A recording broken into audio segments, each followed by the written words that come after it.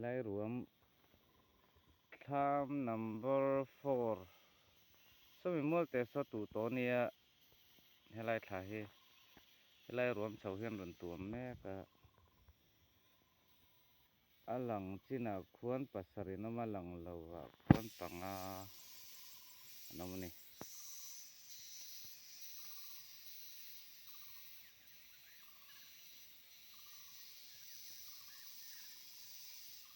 คุไลคุ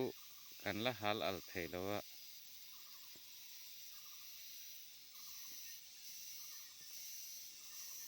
ซึ่งหลังแมกมัวสะดุตูต่อทิ้งขัดกันตูต่อนั่นเนี่ย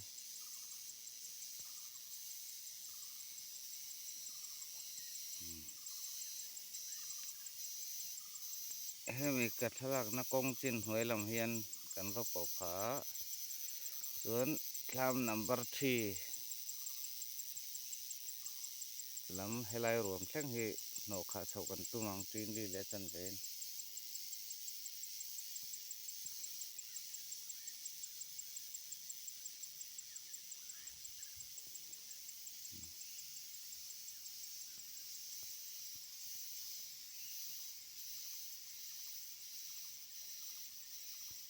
คุไลคุมัดจะเจียกัดทักคบไม่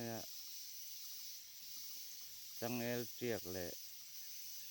คือดังนั้นปกติเราต้องเทียนปมมังแล้วนี่ลำฮีอันตูโจโตนั่นละมันเนี่ยกองจินฮีไล่รวมมาปอกคนนั้นได้เท่านั้นสมัยเป็นหลงได้มวลมาสับเดราสมเป็กอันสีเมกบอกว่า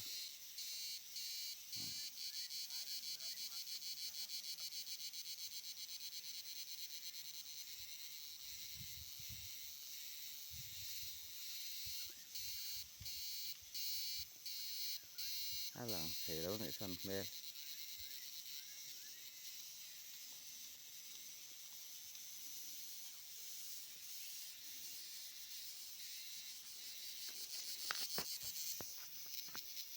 กูกันเรียนนะท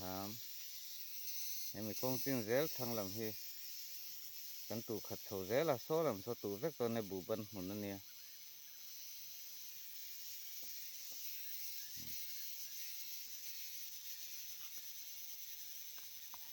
ให้ลำฮีตัวละไฟอย่างไรครบไหม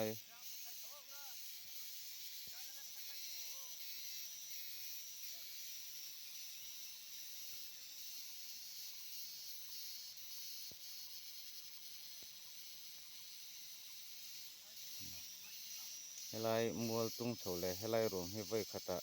มีสองพันตุงเฉาตุ้งเนี่ย